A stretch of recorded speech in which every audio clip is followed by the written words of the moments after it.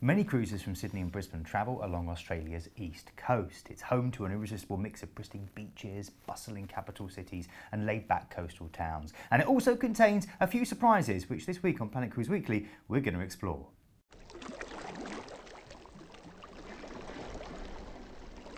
Well, hello and welcome to episode 95 of Planet Cruise Weekly. I'm Keith and today I'm joined by Glenn the Cruiser Wallace. Really? The Cruiser, yes. Yeah, okay, no problem. And we're very excited because this day we are going to look at an area of the world that we're both very familiar with, Eastern Australia. A part of the world that we both cruised. We first met many times. Now, Australia is regularly voted one of the world's top cruise destinations. Its endless summer weather and oversupplied beaches, along with incredible landmarks like Sydney Opera House, Alice Springs and the Great Barrier Reef, give it a multi-generational appeal. Now, recently, of course, we looked at Western Australia, but today we're focusing on Eastern Australia. Now, between the South Pacific and Indian Oceans, Eastern Australia is extraordinarily diverse in terms of its geography, wildlife and climate, with deserts, mountain and rainforests, not to mention those beloved koala bears. Ooh, they're cuddly. Now, it's quite feasible to begin or end a cruise at most Australian ports, extending your vacation with a land tour extension. And let's face it, Australia is a long way to travel for most people, so why not make full use of your time by adding on maybe an outback tour to Ayers Rock, or heading over to Alice Springs. Really nice. Now, people always ask us in the call centre, what's the best time to go down to Australia? Now, it is a year-round cruise destination, although the so-called wave season, October to April, is when Aussies go particularly cruise crazy, and you'll find the greatest choice of departures, vessels and itineraries. Now, while winters, June to August in the southern states can be chilly, you won't need your snowshoes or thermal undies. Now, summer, December through February, can be hot. And if you're visiting over the Christmas period, be prepared with wide-brimmed hats, sunscreen and water bottles for those days when temperatures will get into the 30s at least. Now, the official Australian cyclone season begins on November 1st and ends on April 30th, with the highest risk of a major storm falling between March and April, though they tend not to interfere with cruise schedules too often, luckily. Lovely. Now, summer is also a standard major holiday period for families, so do expect crowds around major attractions in some destinations, particularly the beach resorts. So let's have a look at the cruise lines that obviously sail around this part of the world. Now, just about every cruise line on the planet visits Australia at one time or another these days, with major lines home porting ships there. P&O Australia, who I used to work for, is the local mainstream cruise line, catering to Australians with cruises from a growing number of ports like Sydney, Brisbane, Melbourne and Fremantle, which is Perth, if you didn't know. Now, in recent years, it's been joined by fellow Carnival Corporation brands like Carnival, Cunard, Holland America and Seabourn, which also operates 4 ships at a time in the region during the continent's summer months. Royal Caribbean and Celebrity have been major players down under in recent years too, with both lines basing vessels in Australia since 2013. Embarkation ports include Sydney and Brisbane, and then of course Crystal, Oceania, Regent, Silver Seas and P&O World Cruises all have ships arriving typically between December and January, either for a short season of cruises or on a Grand Pacific voyage, or of course, as we mentioned, the World Cruise, which is the first time I think we both visited. Yeah. And I got to do even the circumnavigation on Queen Mary 2, which was incredible. We did that together. We did. Now, relatively new additions, of course, include Ponant and Azamara, who are now also visiting that part of the world. So let's have a look at this vast piece of land and this island, and let's see some of the great ports of call we're going to. And what better way to start with, of course, Sydney. Now, sailing into Sydney Harbour for the first time is something akin to a religious experience, and when my mum came on board down in Sydney, I actually brought her onto the bridge and we sailed in. It was the first time she'd ever seen Sydney, and it was amazing. Now, most ships will dock right in the centre of Circular Quay, making your new neighbour the iconic Opera House. And although Glenn says religious experience, and you probably think, ooh, that's pushing it a bit, it really is spectacular. It's got to be, I would say, within the top 3 sailings in the world. It really is. It's wonderful. And of course, docking next to the Opera House, it's a masterpiece of 20th century architecture which hosts more than 40 performances each week. And you can tick these off your bucket list by booking tickets in advance to see performances, or a 2-hour backstage tour if you want to. Now, not only will you do that, or can you do that, but you can also dine overlooking the harbour at Peter Gilmore's restaurant, Bennelong, which is one of the most unmissable Australian dining experiences, according to the gourmet traveller critic Pat Norse. Now, tracing the roots of the original convict settlers in the various old pubs around the rocks also makes for an interesting afternoon as you explore the city. and you never know, you might even find an ancestor or two. He's got half his family. Now, another key landmark of Sydney is the Sydney Harbour Bridge, which the locals affectionately call the coat hanger. Now, visitors are free to walk or cycle across the vast structure, which I've done myself, but the more adventurous you might be interested in the opportunity to scale the summit and enjoy unbeatable panoramic views. Which I've done. Again, I've done that as well. Yeah, it's great fun, it is, isn't it? yeah. Now, expeditions will take you high into the arches before reaching its peak at 134 metres or 440 feet above sea level. No special climbing skills are required, and there are various sessions throughout the day, including at twilight and dawn. Now, my top tip for keen walkers and nature lovers is to take the ferry down to Manly and then stroll the craggy beaches from Bondi along to Coogee Beach. It's a very photogenic 6 kilometre, which is about 3.7 mile walking track that will take you through scenic eastern Sydney beaches. And again, this includes Bondi, Tamarama, Bronte, Clovelly, and then finally Coogee Beach, which is a beautiful long beach. And you'll see the Bondi Iceberg Pool, the wine pasta, Aboriginal rock carvings at Marks Park, and there's loads of opportunities, of course, to swim or just to soak up some sun on the way. In fact, I ran that when I got to stay, for a week in between getting off the Queen Mary 2, where we first met, and joining Queen Elizabeth. If you don't want to hike the whole way or run the whole way, then there's an express bus which operates from Bondi to Coogee through the city centre. Much easier. No, use your legs. These landmarks are only just touching on what you can do and see in Sydney. There's also the famous Taronga Zoo, camping at Cockatoo Island, the natural beauty of the Blue Mountains, which is definitely worth a trip. It's a full day out there, you need to go there. Or an interesting afternoon in the lush Hunter Wine Valley. You need to go there as well, where your trip home will be even more fun than getting there. So there's a couple of recommendations, and we've done all that, haven't we? We have, and the Hunter Wine Valley is brilliant. Is brilliant. Next up, Melbourne, which was and still is the most English of Australia's cities. It's your favourite, isn't it? I always sort of look at it like London and Manchester. Yeah. I think Sydney's more where people go and it's more the centre, whereas Melbourne I think is more quirky, there's more things going on, and obviously it's great for sporting events as well. It is, and although it's the most English of cities, it does have a highly cosmopolitan population, more than 3 million in fact. Waves of British, Italian and Greek immigrants arrived after World War II, and then when the restrictions on immigration changed, a lot of people from Southeast Asia flocked to the city as well, so you get a wonderful multicultural, fun, really bohemian feel. Now the Yarra River slices through the city, and leafy parks and open spaces give relief from the vehicular traffic that travels, as in Britain and New Zealand, on the left. Now north of the Yarra River you will find the commercial heart, and to the south more of the museums, theatre, concert halls and open spaces, including the lovely Royal Botanical Gardens. Now nearby inland and coastal neighbourhoods like Colton, Fitzroy, Richmond, Touquet and St Kilda are well worth exploring on foot, with each area having its own distinctive flavour. Melbourne is also renowned for its markets, which saw everything from local produce to arts and crafts and vintage fashion.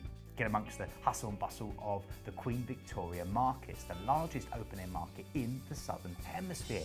You can take a bus from there to South Melbourne Market and enjoy dim sum or street-style Mexican food under its historic awnings. And then on weekends, you can pick up handmade pieces from emerging Australian designers at the Rose St Artists Market in Fitzroy. Just a quick tram ride from the city centre. Now Melbourne is Australia's sports capital, and its venues are legendary. You can join the fun at the MCG, or the Melbourne Cricket Ground, for the Australian Football League from March until September, or international cricket matches from November until February. Now, one of the big things, I actually organised this when I was on P&O Australia. It was one of the best days I've ever had out on a ship. You can go trackside at Flemington for the excitement of the Melbourne Cup, held on the first Tuesday in November, or be exhilarated of course by the Australian Grand Prix when Albert Park is transformed into a high-speed racetrack. But I would definitely recommend, if you get a chance, go to the Melbourne Cup. Now, the 1850s gold rush in the state of Victoria propelled Melbourne to become one of the world's greatest cities in the 1880s. And you can step back to that time and experience Australia's exciting gold rush days and pan for gold via the Puffing Billy train. It's a century-old train which runs on the original mountain track in what's called the scenic Dandenong Ranges. Now, located some 600 miles north of Sydney is the surfers paradise of Brisbane, or Bris Vegas as it's playfully referred to by the locals. With its semi-tropical climate, this party town is your gateway through to both the Gold and Sunshine Coast. You can head inland to Mount Tamborine and hike the fertile parklands full of macadamia nuts, avocado and kiwi fruit. You can visit Steve Irwin Zoo full of crocodiles and kangaroos, or even enjoy a relaxing cruise down the Brisbane River to my favourite place, the Lone Pine Koala Sanctuary, one of the only places on earth where you can actually cuddle a koala.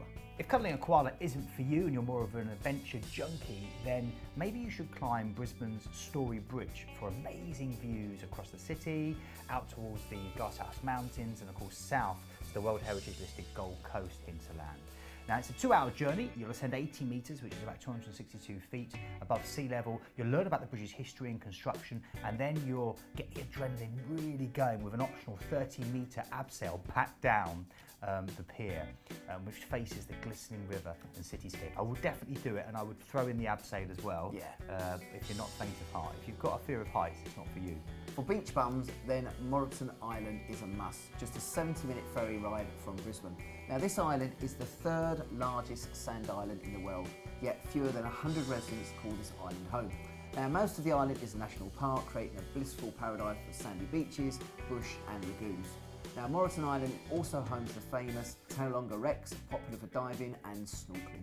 Now, next up is a place that will be very familiar to us in the UK, but it's completely different when you It's get slightly there. different, let's be honest. Newcastle in New South Wales has very little in common with Newcastle in the UK. It's a lot warmer, although I must admit the people from both places are very, very friendly, having visited there a few times, and it's a great place to stop in Eastern Australia. It's a vibrant cosmopolitan city, got a rich maritime history, and it's world famous for surfing. And in fact, Merewether Beach is the place to go. There you can discover cool bars, great restaurants, and a really lively arts and music scene, and of course that surfing. Now, perched between a working harbour and beautiful beaches, Newcastle is home to Fort Scratchley, which is the only coastal fort in Australia to return fire at an enemy vessel during the time of war. Now, guides lead 45-minute tours through the labyrinth tunnels and recount the history on the site and how it was operated over the years. A gun is fired every day at 1 p.m. in time-honoured maritime tradition, and it also fired when cruise ships leave the harbour. Now again, for outdoor adventures, Newcastle is definitely a great place to go. It's got Australia's largest surfing festival, which is called Surf Fest. You can soar on zip lines and do treetop adventures at the special park there. You can learn surfing at the Surf Fest Surf School and explore the harbour on a kayak tour. Or for wildlife experiences, take the kids out to what's called the Black Butt Reserve and see the native animals including koalas, emus and kangaroos. Now, my advice here is to head out on a boat trip and explore the local islands and waterways where you'll see majestic whales and playful dolphins. Next up is Cairns, one of my favourite parts of Australia, and it's the most exciting destinations because it's home to some of the world's greatest natural wonders. So, in no particular order, firstly, north of the city and stretching over 26 miles is the famed Marlin Coast, a mecca for beach lovers and sun worshippers as well. Now if you head inland, you can enter the World Heritage listed Daintree Forest. It's the planet's oldest surviving tropical rainforest, and it's best explored from the brilliant sky rail that takes you over the canopy and deep into the forest. And this area offers a particularly extensive and varied array of plants, as well as marsupials and singing birds, along with other rare and endangered animals and plant species. Now, some of the animals you can see here are green possums, ringtail possums, the worms, beetles, ants, spiders, mites, scorpions, centipedes and millipedes, not to mention the snails and slugs. Now, even further inland lies the tranquil village of Koala, which is home to the colourful parrots, butterflies, platypus and freshwater crocodiles, and accessible by the scenic railway journey from Cairns. And I've done that myself, and it is absolutely phenomenal. And then last but by no means least, just offshore lies one of the only living things visible from space, the Great Barrier Reef, which stretches for over 1,600 miles of turquoise blue water, idyllic beaches and stunning coral reefs, which are best explored with a snorkel, mask and flippers. I've dived the Great Barrier Reef several times and it is absolutely incredible. It's made up of 3,000 coral reefs, 600 continental islands and 300 coral cays. It's one of the 7 wonders of the natural world, and you can enjoy many experiences including snorkeling, scuba diving, aircraft or helicopter tours, glass bottom boat viewing, semi-submersibles, educational trips, whale trips, you name it. Doesn't matter what you do, but make sure you go and see it because it's absolutely mind-blowing. Now, the coastal village of Airlie Beach is brilliant. As I said, I've been there a number of times. I love it over there. And it's a vibrant town filled with palm-fringed beaches, waterfront parks and alfresco dining restaurants. Now, you're sure to be instantly warm to its bohemian charm and carefree and relaxed attitude. Now, Airlie Beach is also the gateway to the Whitsundays, the 74 pristine islands in the north of Queensland's Great Barrier Reef, where you can visit luxurious island resorts and sip cocktails by the pool, bask in the sun or relax in a spa. Queensland's warm tropical climate means that the winters at Airlie Beach are very mild and perfect for enjoying water activities all year round. Now, the Airlie or Arlie Beach Lagoon is right in the centre of Airlie or Arlie Beach, and it's a focal point of the town. The lagoon is surrounded by grassy hills. It's perfect for sunbathing or finding a quiet spot in the shade to read a book. And the shallow sandy beach area at one end and children's pool provide a really safe environment for young families. Now let's have a look at the itineraries in the eastern part of Australia. Now these vary by length and route, and there is a wide variety of ports of call as well as embarkation home ports available. Now cruises in eastern Australia tend to focus on Sydney, Melbourne and Brisbane, and many of these trips offer the perfect opportunity to combine a 2 to 3 night city stay either pre or post cruise, and these can be easily added on by Planet Cruise if not already offered as part of the initial itinerary. So hopefully that's given you a bit of an idea about Eastern Australia. It's an incredible part of the world because, well, fundamentally it's a year-round cruise destination and there are very, very few of those. And as mentioned on the Western Australia Planet Cruise Weekly, it's worth noting that Australian winter does run from June to August, and in the southern states it can get a little bit chilly, but not too much. Some of those December through to February, and then can be extremely hot, particularly if you are visiting over the Christmas period. But really, you can go at any time of year and just have a great time. Yeah, I mean, most you? of the ships are down there in our winter, you know, December through to Feb. And as I said, when we do our cruises, you know, if you've got the time to do it, I would definitely recommend you doing like a 3-night stay at the end. And then, of course, what a lot of people do is they either do cruises just in Australia, plus New Zealand as well. You've got the South Pacific, you go over to Fiji and Vanuatu. You've got loads of places to go and see there. So give us a call and you might want to extend it a little bit longer, but we can do that for you here at Planet Cruise. Now, if you have been to Australia or you're planning on going, get in touch, let us know what you're planning to do, let us know what you thought. We'd love to hear from you. If you do want to get in touch, there are lots of ways to do it. Glenn? Yeah, you can do it at hello@planetcruise.com. You can check us out on Facebook and Twitter.